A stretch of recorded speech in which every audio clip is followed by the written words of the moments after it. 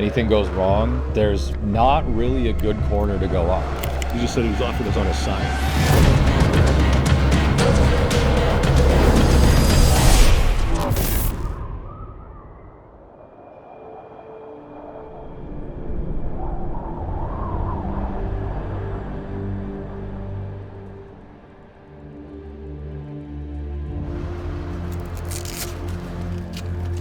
For us, essentially, this is where phase 2 begins. If phase 1 was the car build and development and getting everything ready, now it's seeing how the vehicle behaves on the mountain.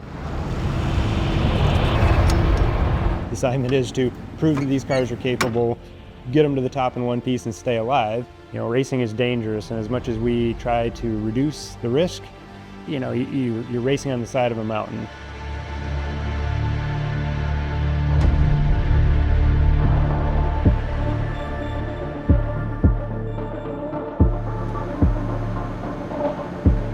Morning. How you doing? Good. Good. We have a couple benchmarks that we're setting ourselves. One of them being setting the EV SUV record at Pikes Peak. We want to set a competitive time and do a true representation of what this car is capable of. Obviously, goal number 1, get to the top. For me personally, that would be a massive achievement. The big thing about Pikes Peak, it's all about confidence. So if you get the car set up right and you get it to where it's comfortable, that's where your time comes from. So maximizing what we can is really going to help us. I'm nervous and excited at the same time. It's a big challenge. We have a lot stacked against us. When we talk about Hyundai, and it's always about imagination and courage. But now is the time again to do something special.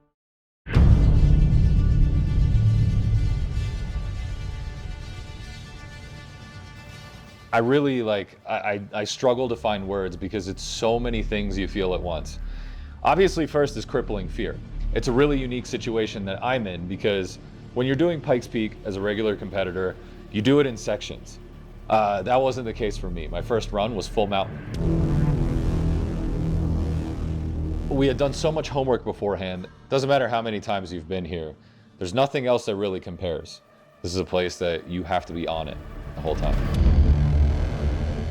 Getting in the car is ready to go, so we can unplug and leave right away.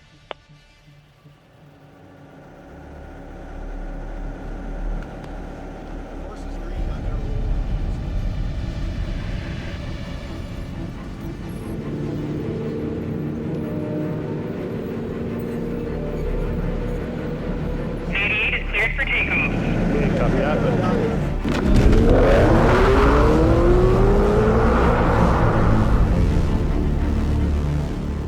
There's a moment in time where I just remember like getting so in the zone and like feeling this giddiness, but I have to balance that with being safe and bringing it home. Green flag.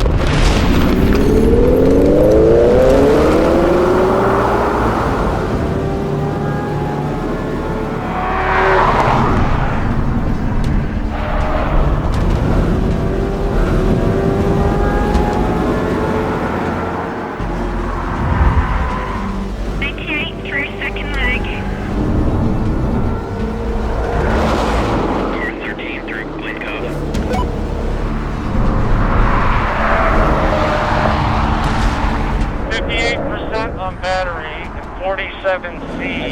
Yeah, copy that. Car 13 approaching death display run.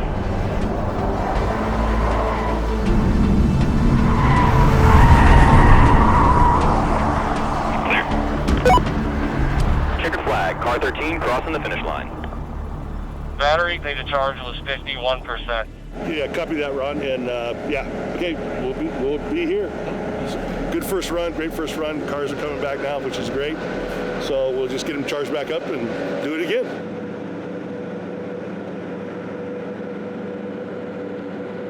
So those are the runs. So Ron ran at 11:20. I told him, I said I wanted to see like a 15-minute one. And Oh, you mean Ron, yeah. yeah, That's good. yeah.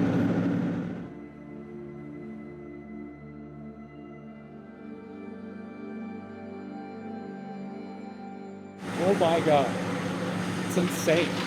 It's just, I don't know how to describe it. Like, it's a mix of feeling like, am I actually here? Is this real life?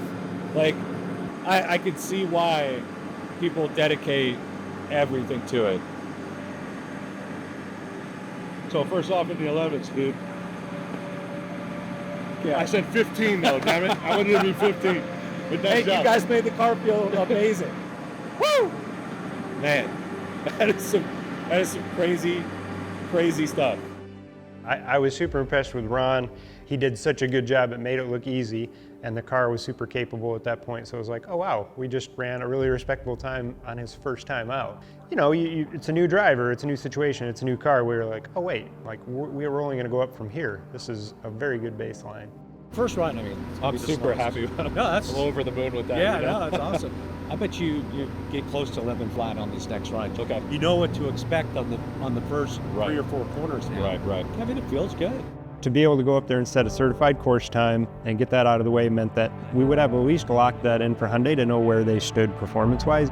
We wanted to set the bar, right? Paul knew that, and the times just followed. Car was feeling good. Every practice, Paul is getting faster and faster and faster, genuinely showing us what this car is capable of every last ounce of performance. Paul had set a really, really good course record. Morale was high. We're pretty much on top of the world.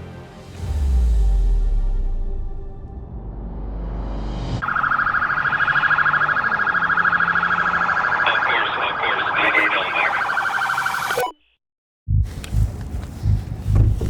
the update on the radio is on course on its side. So they sent the record first. They didn't send the ambulance. They sent it right away. The doctor was in the safety truck, but I can't talk to him. And so, and they don't have any report yet. But he just said he was off and it's on his side. So nothing yet. You know, it's a funny thing. The night before we practiced lower section, so excited. The night before we practiced middle section, watching onboards and everything, and it's a whole different feeling. You're staring at the ceiling, you're like, man, like anything goes wrong, there's not really a good corner to go off. First wheels in that if it's just like fell on the side or if it rolled. 5 minutes, 10 minutes, 20 minutes. This isn't good, guys. Like, we should hear something by now. Good, bad, or indifferent, they should tell us something. The safety radio down, they're like, have John ready, we're coming down, we need to talk to him. And I mean, the blood went out of my face, and it still gives me chills to say it, because I'm like, okay, that's it.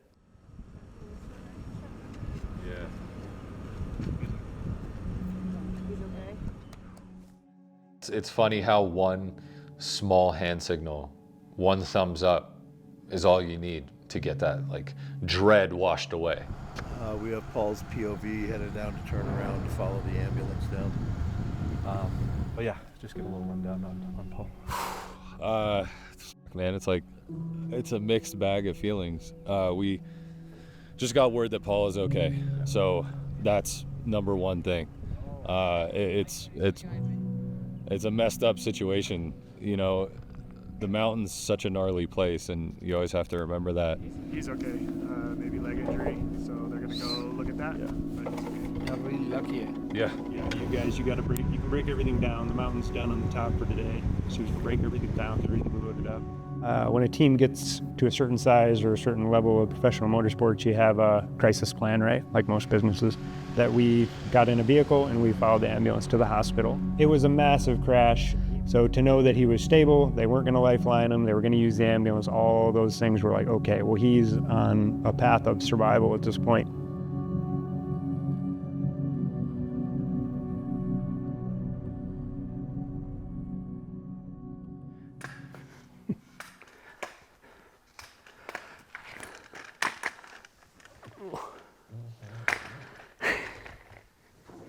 From what I remember, you know, I wasn't going to make the turn. And I being up there for 30, this would have been my 31st year, I know kind of where your options are to go. And my only option was to turn to the right or go off an 800-foot cliff.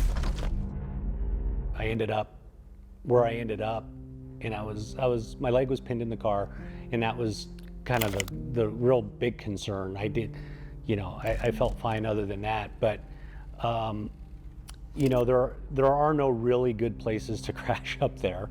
I had an accident back in 2012 where my throttle stuck, and I went through the trees on the bottom. It was like the second corner, and I thought that was a hard hit. This was the hardest hit I've ever had. Even when Randy took me, Randy, who's the chief steward up there, basically, he said that car crashed as good as any other car I've ever seen up here. He says, you guys just set the new standard of how the roll cages need to be done. All the safety stuff all came together and everything just did what it needed to do. So I have confidence that the boys on race day will be safe. The time and the preparation just really paid off, getting this car dialed in for the peak. The fact that the battery lasted and that it stayed cool, that was a big relief when we went up there that first day. We're like, oh, we're gonna have no issues. God, I was looking forward to it so much. And not to be a part of it or to be up there on race day is gonna be hard to watch, but I'll be glued to the computer watching the live stream and cheering the Hyundai boys on. Initially, when you have an incident like that, there's anxiety, concern. We were into an unknown, like how do we solve this and how do we solve it in 3-4 days? But it quickly turns back into your primary focus, which is succeeding at your assignment. You have to wake up the next morning and say, we still have 3 other cars that need to perform, and just do what you've been doing, getting on with the work. The true test of an organized race team is seeing what happens when bad things happen. Everything was done to the T. This race, it's such a unique race. I think Hyundai still wants to prove that their cars are capable of doing anything. No legacy which comes just because you promise something. You have to overcome challenges, you have to overcome obstacles, and that makes you stronger. This massive thing happened, and all of a sudden, now it's down to 1. It's down to my car. It's down to me. It's a good day because it's race day. Everything we've done, all the development, all the testing, all the driving, leads up to this day right here.